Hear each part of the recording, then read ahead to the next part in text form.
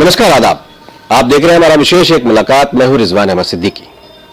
जैसा कि आप जानते हैं, अपने इस कार्यक्रम में आपकी हम किसी शख्सियत से मुलाकात कराते हैं। तो आज हमारे साथ एक ऐसे वरिष्ठ प्रशासनिक अफसर हैं जो बड़े लेखक भी हैं और गांधीवादी विचारक भी हैं।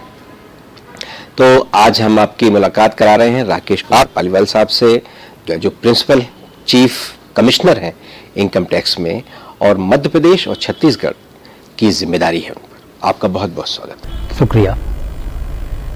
पालीवाल साहब, गांधीवाद से ही शुरू करते हैं। उस पर आप अक्सर लिखते हैं, आपने कई किताबें भी लिखी हैं और उसके साथ साथ आप नसीहत भी बहुत अपने मातहतों को देते हैं, अपने साथियों को देते हैं, अपने कोलिग्स को देते हैं। तो ये ऊर्जा कहाँ से आती है, कैसे आती है? पहले तो कहूँ कि नसीहत नहीं देता, उनको सुझाव देता हूँ, क्योंकि मेरा मानना यह है कि हर वरिष्ठ अधिकारी का और इवन वरिष्ठ नागरिक का ये कर्तव्य है कि वो अपने युवा साथियों को अपना जो लंबा अनुभव है उसको साझा करे। तो एक तरह से नसीहत में थोड़ा सा मुझे एक नकारात्मक शब्द लगता है। तो मेरा मानना है कि हम अपने विचार, अपने अनुभवों को साझा करें सबसे। तो ये तो रहा उसका बात। और आपने गांधी जी की बात की। गांधी भी लगातार अपने सभी साथियों को उसको कह सकते हैं चेताते रहते थे, अपने अनुभव बताते रहते थे। और जब आश्रम में जितने भी उनके साथी थे वो उनको सबको कहते थे कि हमारा आचरण किस तरह का होना चाहिए, क्योंकि पूरा समाज, जनता हमको देखती है। तो उसके प्रति हमारी जो जवाबदेही है उसमें हमारे आचरण के भी कुछ मापदंड हैं जिन पे हमको खरा उतरना चाहिए। तो उसको नसीहत भी कहें तो कोई ऐसा वो नहीं है, लेकिन मुझे लगता है कि मैं अपने अनुभव साझा करता हूं जिससे उनको भी ज्यादा से ज्यादा जन सेवा करने का मौका मिले। मतलब आप ऐसा महसूस करते हैं कि अगर आप कोई बात कहते हैं उसे थोपना नहीं है, हाँ, उसे एक संदेश की तरह उन तक पहुंचाना है जिसे वो अंगीकार कर सके। तो महात्मा गांधी पर के प्रति आप इंस्पायर हुए, उसकी वजह क्या है? देखिए, अगर मैं कहूं कि मुझे घर से ही इस तरह के पारिवारिक संस्कार मिले, क्योंकि एक स्वामी कल्याण देव उत्तर प्रदेश, पश्चिमी उत्तर प्रदेश में हुए, जो विवेकानंद के शिष्य थे और महात्मा गांधी के बहुत घनिष्ठ सहयोगी, और उनको 127 साल लंबा जीवन मिला। तो हमारे दादाजी, हमारे पिताजी, हम और हमारे बच्चों ने उनका साथ देखा। तो वो तो एक, उनको जवाहरलाल नेहरू जी ने उनको उत्तर प्रदेश का गांधी कहा था प्रधानमंत्री बनने के बाद। तो ऐसी शख्सियत के साथ हम पले बढ़े हैं। तो शुरुआत तो हम वहां से कह सकते हैं। फिर उसके बाद कुछ ऐसा मौका मेरे साथ मिला कि बहुत से ऐसे महानुभावों से मेरा बड़ा आत्मीय परिचय रहा जो गांधी जी के साथ रहे या बाद में विनोबा जी के साथ रहे। उसमें आपने उनके बारे में जरूर सुना होगा, नारायण देसाई, गांधी जी के सचिव थे महादेव देसाई, उनके बेटे। तो उनका भी लालन पालन वर्धा आश्रम में ही हुआ गांधी जी के साथ। और महादेव देसाई की मृत्यु तो 1942 में हो गई थी। उसके बाद गांधी जी ने ही उनको पाला। तो मुझे उनका भी बहुत सानिध्य मिला। तो ऐसे बहुत से उदाहरण हैं कि उन लोगों के साथ हमको सत्संग का मौका मिला जो गांधी जी के साथ रहे। तो बस धीरे धीरे सीख सकते हैं। गांधी जी तो कहते थे कि मेरा जीवन ही मेरा संदेश है। तो अगर हम कोई सत्संग करते हैं, किसी के साथ रहते हैं, तो वो चीजें हमें भी पता नहीं चलती कि कब धीरे धीरे वो हमारे जहन में आने लगती हैं। आंदोलन, गांधी की एक पहचान आंदोलन भी थी और विचार तो बहुत तरह के थे, भाईचारा, कौमी एकता, इस तरह की चीज़ें। लेकिन आज के दौर में जब आंदोलन होता है तो एक बड़ा वर्ग उसके प्रति बड़ा नकारात्मक भाव भी लेके आ जाता है और आंदोलन पर बहुत से सवाल होते हैं। फिर बहुत तरह के नए नए शब्द गढ़े जाते हैं। तो इसको आप कैसे देखते हैं? देखिए, गांधी के साथ ये अक्सर होता है कि उसको हम एक चीज में सीमित कर देते हैं। मुझे जितना गांधी जी को मैंने समझा, गांधी को हमें समग्रता में समझने की जरूरत है। आप किसी भी दूसरे दार्शनिक को देखिए, उसने या तो समाज के बारे में बात की या अर्थशास्त्र के बारे में बात की, जैसे मार्क्स, एंजल्स, या फिर दर्शन से संबंधित बात की। गांधी विचार में हमको सारी चीजें मिलती हैं। वहां हमें समाज भी मिलता है, वहां दर्शन भी मिलता है, वहां अर्थशास्त्र भी मिलता है, वहां पर्यावरण के प्रति भी चिंता मिलती है। तो गांधी को केवल आंदोलन से जोड़ना, और अगर आंदोलन भी गांधी ने किया तो उसकी पहली शर्त थी पूरी तरह से अहिंसक। उस आंदोलन में कहीं रेल नहीं रोकी जाती थी, कहीं सड़क जाम नहीं होती थी, कहीं लोगों को कष्ट नहीं होता था, जबरदस्ती बाजार बंद नहीं होते थे। और यहां तक कि इतना बड़ा असहयोग आंदोलन गांधी ने केवल प्रतिहिंसा की वजह से बंद कर दिया था, चोरी चोरा कांड। तो गांधी का आंदोलन तो एक तरह से रचनात्मक कार्यक्रम था। और दूसरा, गांधी ये कहते थे कि आंदोलन अकेले से काम नहीं चलेगा, आंदोलन इंतजार कर सकता है, लेकिन रचनात्मक कार्य लगातार करने होंगे। वो गांव देहात में सेवा। तो आजकल क्या हो गया है कि वो खांचों में दुनिया बटी लगती है कि एक व्यक्ति ने आंदोलन करना ही अपना पेशा बना लिया, रचनात्मक कार्य से उसका कोई लेना देना नहीं है। तो गांधी ने तो मोटा मोटी जितने आंदोलन किए लगभग 10-10 साल का अंतराल दिया। आप देखिए 1920 के आसपास असहयोग आंदोलन, फिर 30 में 10 साल बाद दांडी मार्च, उसके 12 साल बाद भारत छोड़ो आंदोलन अंग्रेजों। तो इस 10 साल वो रचनात्मक कार्य करते थे। और वो उन्होंने कहा है कि रचनात्मक कार्य 10 साल, उसके बाद कुछ दिन आंदोलन। और कुछ आंदोलनकारियों का तो उल्टा है कि केवल आंदोलन, रचनात्मक कार्य शून्य। तो अगर हमको आंदोलन को गांधी से जोड़ना है तो अकेले आंदोलन नहीं, रचनात्मक कार्यों को आंदोलन से बहुत ऊपर रखना पड़ेगा, तभी कोई आंदोलन गांधीवादी आंदोलन कहलाएगा।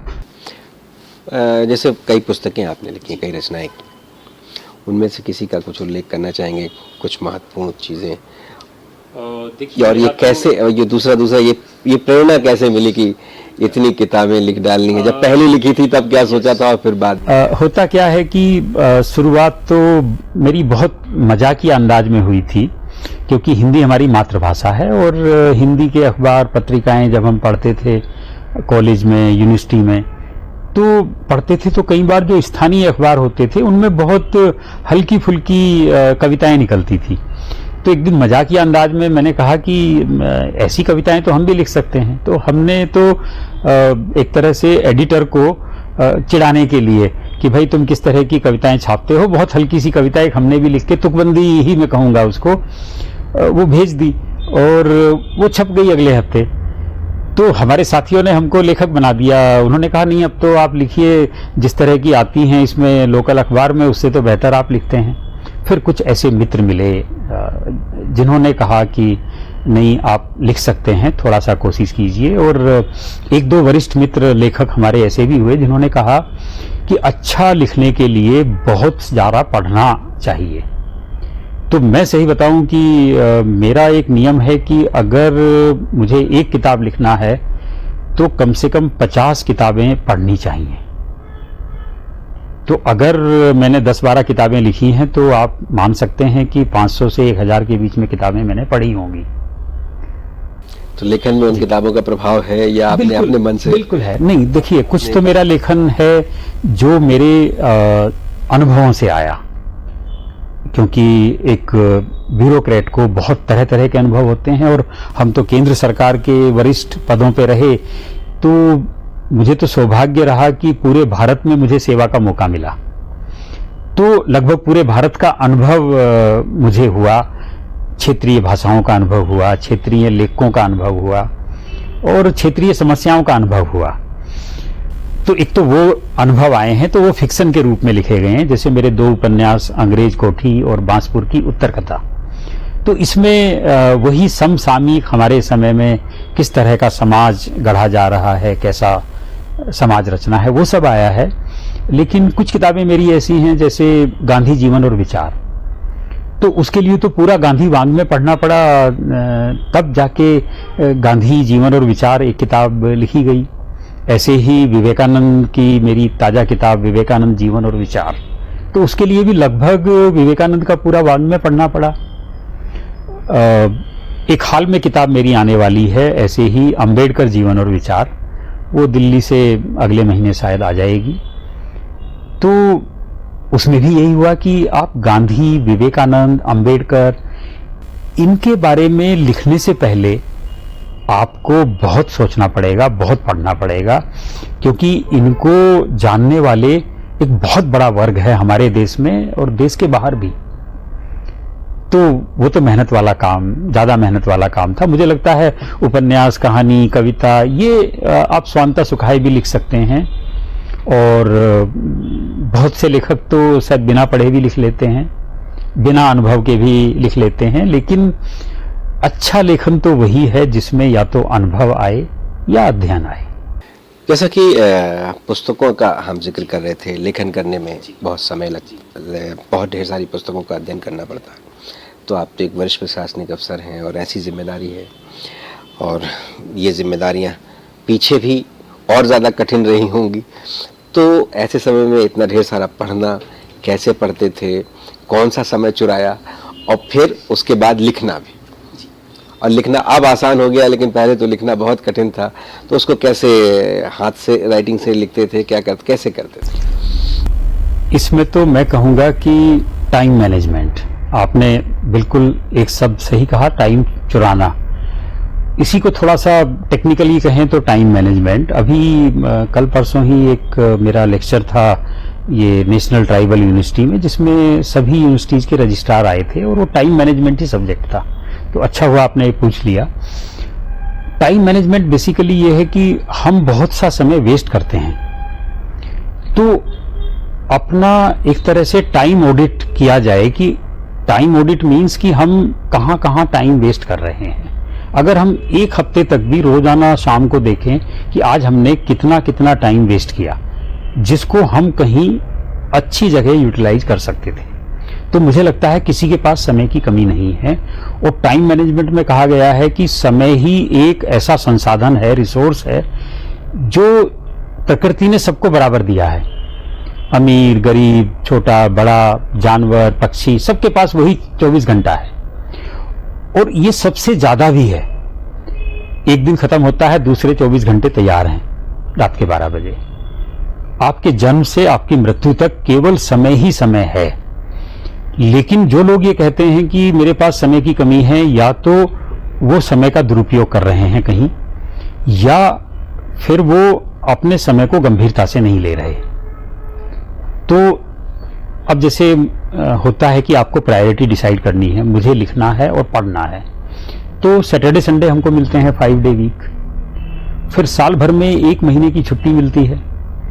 तो मुझे लगता है इतने में तो आप 2 किताब लिख सकते हैं बड़े आराम से, इतना समय है। लेकिन सैटरडे संडे को लोग सैर सपाटे में भी चले जाते हैं। बहुत से लोग तो सैटरडे संडे वो मॉल में जाएंगे और शाम को लौटते हैं, पूरा दिन खर्च करके, कहेंगे एक फिल्म देखी बहुत खराब थी, और ये फालतू की चीजें खरीद लाए 2 के साथ एक फ्री के चक्कर में। तो अगर वो पहले सोच लेते कि भाई फिल्म देखने हम क्यों जा रहे हैं, अगर कहीं अच्छा रिव्यू आया है किसी फिल्म का, उसके बाद सब्र आप करें और उसके बाद वो फिल्म देखें अच्छी फिल्म, तो जो खराब फिल्में देखते हैं वो टाइम आप बचा लेंगे। तो इस तरह से समय की बचत मैं जरूर करता हूं कि साल भर में 1 या 2 से ज्यादा फिल्म में नहीं देख पाता, जब तक कि चारों तरफ से ऐसा ना लगे कि अरे आपने ये भी फिल्म नहीं देखी। तो ये तो हुआ टाइम मैनेजमेंट का। और क्योंकि पढ़ना और लिखना, मुझे लगता है जो पढ़ता है उसका लिखने का भी मन करता है, और ये तो बस एक सौभाग्य है, सरस्वती जी की कृपा है कि लिखने का शौक लगा और वो बरकरार है। तो ऐसे ही बस कब एक दर्जन किताबें आ गई पता नहीं चला। ऐसे बहुत संक्षिप्त में कहूँ तो आप कह रहे हैं कि टाइम वेस्ट करने के बजाय इन्वेस्ट करो। बिल्कुल, बहुत सही आपने पकड़ा। ये तो इस मंत्र को तो मैं भी आज लोगों को बताऊंगा कि वेस्ट की जगह इन्वेस्ट करो, बिल्कुल वही है। बीच में, जैसा मैं पहले भी जिक्र कर रहा था कि बीच में अभी वैलेंटाइन डे पर आपने कुछ एक बड़ी बहुत महत्वपूर्ण टिप्पणी की है, बड़ी तुलना की है, उसको आप कैसे? बिल्कुल मजाकिया अंदाज में थी, लेकिन कभी कभी वो कहते हैं ना, ह्यूमर में ही बहुत चीजें छुपी होती हैं। विनोबा जी भी हमेशा प्रेम की बात करते रहे, वो अहिंसा को भी एक जोड़ने वाली चीज और प्रेम की बात करते थे, हिंसा नफरत होगी, अहिंसा प्रेम। सेंट वैलेंटाइन का भी वही प्रेम की बात थी उनके। लेकिन आपने गांधी जी की हिंद स्वराज पढ़ी होगी, जिसमें उन्होंने पश्चिमी सभ्यता और भारतीय सभ्यता की तुलना की है, और उन्होंने भारतीय सभ्यता को बहुत ऊंचा रखा है और पाश्चात्य सभ्यता को कहा है कि ये केवल बाहर बाहर सतही है। एक चाटुकार पर भी एक आपकी कही हुई बात, आपका संदेश आपकी भाषा में बहुत वो ये था कि जी, मैं उसमें बहुत हल्का सा कह लूँ फिर उसके बाद, तो उसमें वैसे ये युग है, पहले हम हाथ से खाते थे, अब चम्मच के बिना काम ही नहीं चलता। समाज में भी उसकी बहुतायत हो गई है, चाटुकार, चम्मच, एक उसके लिए एक शब्द ये भी इस्तेमाल होता है, और ये बहुत बढ़ गया है। और आपने कहा कि अगर इस तरह से गलत ढंग से लोगों को गलत जानकारियां दोगे, गलत ढंग से न समझाओगे, गलत ढंग से काम करने को प्रोत्साहित करोगे, तो कभी आप भी किनारे फेंक दिए जाएंगे। लेकिन युग इसी तरह का हो गया है कि अगर सियासत ये चाहती है ऐसा करना है, तो ज़्यादातर लोग उसी की तरफ दौड़ पड़ते हैं। तो आपने जो संदेश दिया उसको खुद भी अंगीकार करने में तो बड़ी चुनौती आती है। नहीं, देखिए, वो संदेश था जनसेवकों के लिए कि कई बार आपके मीडिया में ही उस तरह की रिपोर्ट आती हैं कि कुछ लोगों को टाइप कर दिया जाता है कि ये इनसे जुड़े हैं, ये इस विचारधारा से जुड़े हैं, ये उस विचारधारा से जुड़े हैं। तो मेरा कहना ये था कि जो वैसे भी जन सेवकों की, जो ब्यूरोक्रेट्स की जो आचरण नियमावली है, वो कहती है कि आप किसी भी दलीय या विचारधारा से नहीं जुड़ेंगे, आप निष्पक्ष होके अपना काम करेंगे। और उसके लिए पार्लियामेंट के एक्ट हैं। बेसिकली ब्यूरोक्रेसी का काम है उस एक्ट को इम्प्लीमेंट करना, क्योंकि एक्ट तो पूरे देश पे लागू है, सबके ऊपर लागू है। तो वो उस संदर्भ में वो टिप्पणी थी कि हमें इन चीजों से बचना चाहिए कि हम इस तरह से दिखाई दें। एक आपको ध्यान होगा, बहुत पहले सुप्रीम कोर्ट ने एक बहुत अच्छा डिसीजन दिया था। उन्होंने कहा था कि न्याय होना चाहिए और होते हुए दिखना भी चाहिए।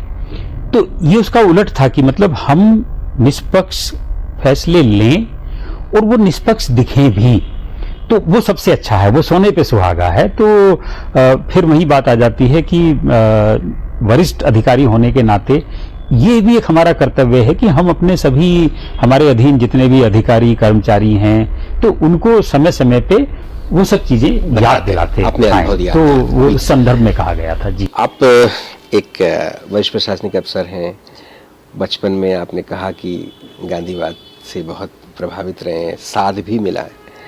तो क्या शुरू से आप सोचते थे यही बनना है, ऐसा ही करना है, या क्या बनना चाहते? देखिए, ये तो नहीं कहा जा सकता कि हम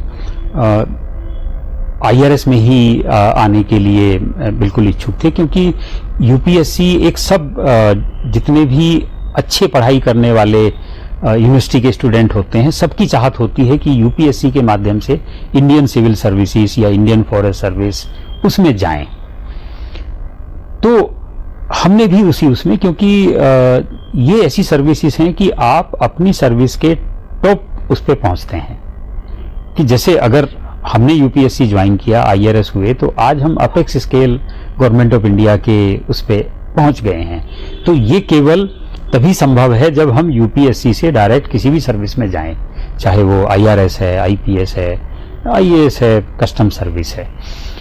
ये तो था कि हम कोशिश करेंगे कि देश की टॉप सर्विस में आए, क्योंकि जितने आप ऊपर जाएंगे, ऊपर से शुरुआत करेंगे, उतना ही व्यापक आपको सेवा करने का मौका मिलेगा। जैसे मैंने आपको पहले कहा कि मुझे तो ये बहुत सुकून है कि देश के हर हिस्से में मुझे काम करने का मौका मिला। नॉर्थ इंडिया में हम काफ़ी साल रहे, वेस्ट इंडिया में रहे, बॉम्बे रहे, साउथ इंडिया में रहे, हैदराबाद जब हम थे तो वहाँ से हम आंध्रा, तेलंगाना और उड़ीसा देखते थे, जो पूर्व भारत में आता है।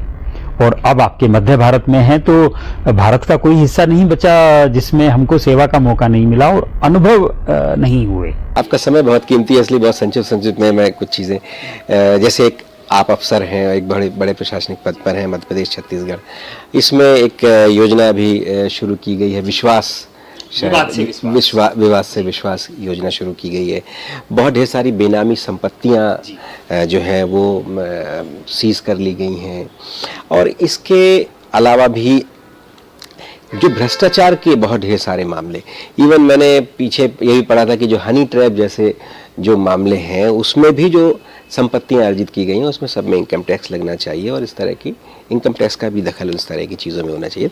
उसको मैं आपसे संक्षेप में समझना चाहता हूँ। क्योंकि आपने 2-3 प्रश्न मिला दिए हैं। सबसे पहले विवाद से विश्वास, ये एक बहुत ही सुंदर योजना आई है, और इसमें ये था कि जितने भी आपके इनकम टैक्स के विवाद चल रहे हैं, इनकम टैक्स के विवाद कई स्तर पे चलते हैं। पहली अपील होती है कमिश्नर इनकम टैक्स के यहाँ, वहां से आप सेटिस्फाई नहीं है तो इनकम टैक्स अपीलेट ट्रिब्यूनल में जाते हैं, वहां भी अगर आप सेटिस्फाई नहीं है तो हाई कोर्ट में अपील होती है, फिर सुप्रीम कोर्ट में होती है। तो कई बार तो एक करदाता की 1 साल की अपील कमिश्नर के यहाँ है, 1 साल की ITAT में है, एक केस हाई कोर्ट में है, एक सुप्रीम कोर्ट में है, तो 4-4 केस, उससे भी ज्यादा केस चल रहे हैं। तो सरकार का ये था कि अपने नागरिकों से जो विवाद हो रहे हैं उनको सहज सरल रूप में सुलझाया जाए और एक विश्वास का माहौल बने। और बहुत अच्छी बात यह है कि बजट भाषण में वित्त मंत्री जी ने भी कहा कि लगभग 22% मामलों में विवाद खत्म हो गए हैं इतने कम समय में। और आज की डेट में अगर मैं बात करूं तो मुझे बड़ी खुशी है आपसे साझा करते हुए कि परसेंटेज विवाद खत्म करने के मामले में मध्य प्रदेश, छत्तीसगढ़ देश में आज नंबर 1 है। ऐसे मामलों में कोई ऐसी चीज जो यादगार हो, आपको लगा हो कि ये तो बहुत आसानी से चीजें हो सकती थी, या ये वाकई बहुत कठिन है और ये व्यक्ति परेशान है लेकिन आपके पास आकर चीजें, मैं किसी व्यक्तिगत केस के मामले में नहीं लेकिन एक अनुभव के। नहीं, बिल्कुल होता है, क्योंकि इनकम टैक्स एक कॉम्प्लिकेटेड एक्ट तो है। इसको तो आइंस्टीन ने भी कहा था कि मुझे इनकम टैक्स सबसे डिफिकल्ट एक्ट लगता है अपना रिटर्न फाइल करना। तो क्योंकि बार बार अमेंडमेंट होते हैं उसमें, तो और आम साधारण जनता में उतना उसके बारे में ज्ञान नहीं है। तो कई बार कोई सिंपल नोटिस भी अगर किसी को जाता है तो बहुत से लोग तो उसको पढ़ते नहीं कि इनकम टैक्स का नोटिस है तो दिक्कत होगा, तो वो इधर उधर बेचारे दौड़ते हैं, पूछते हैं, और कई बार उनसे वकील के पास जाएंगे तो वो उनसे फीस पहले मांगते हैं। तो बहुत से तो ऐसे केस आते हैं कि उनको केवल ये पूछा गया है कि भाई आपने इनकम टैक्स रिटर्न पिछले 3 साल में फाइल की हैं या नहीं की हैं, और उसको बिना पढ़े ही वो बाहर से ही लिफाफा इनकम टैक्स का देख के वो घबराए रहते हैं, पता नहीं क्या नोटिस आ गया। तो ऐसे तो बहुत से मामले होते हैं। पुराने जमाने में टेलीग्राम की तरह हो कि तार आ गया, पता नहीं कौन सी क्या आ रहा है। बिल्कुल उस तरह का वो रहता है। इसीलिए मैं सबको कहता हूं कि अपने टैक्सेशन संबंधी मामलों को थोड़ा समझने की कोशिश करें, क्योंकि हमको ही सबसे ज्यादा पता है कि हमारी कितनी आय हुई और उस पर कितना टैक्स बनता है। वो इतना डिफिकल्ट भी नहीं है। और ऐसे लोगों के लिए बहुत साल पहले मैंने एक किताब लिखी थी, आयकर एक परिचय। वो ऐसे ही लोगों के लिए थी कि आपको आयकर के बारे में साधारण चीजें आनी चाहिए। जी। एक आखिरी सवाल है, जब आप समय इन्वेस्ट करते हैं जैसा भी हम जिक्र कर रहे थे, तो जाहिर है परिवार का समय भी उसमें जाता है। एक अफसर होने के नाते आप बहुत सारे काम ऐसा करते हैं। संजोग से है आज जो तारीख है जिस दिन हम आपसे बातचीत कर रहे हैं, इस तारीख का जिक्र करना पड़ेगा, नहीं तो इस इंटरव्यू के बाद भी लोग अगर देखेंगे तो वो आपको उस दिन भी उस समय की बधाई देने लगेंगे। इसलिए ये आज जो 19 फरवरी है, आज के दिन आपकी का विवाह हुआ था, आपको इसकी शुभकामनाएं भी। तो आप परिवार को कैसे समय देते हैं? इसलिए कि जब इतना पढ़ने लिखने और फिर लोगों को भी समय देना, इसलिए कि जो आप 1 घंटा दिन में आप उनको भी देते हैं समय, तो कैसे परिवार का क्या मतलब रिएक्शन रहता है इस तरह की चीज़ों? देखिए, शुरू में कोई भी रिएक्शन रहे, लेकिन बाद में ये हो जाता है कि जब हमारे परिवार का कोई भी सदस्य अच्छा काम करता है तो उसमें सब गौरवान्वित महसूस करते हैं। एक पुत्र अच्छा काम करता है तो पिता का चाहे उसमें कोई योगदान हो या नहीं हो, वो भी गौरवान्वित महसूस करते हैं। तो कहीं कहीं एक तरह से ये भी रिवार्ड परिवार को आनंद तो आता है उसमें।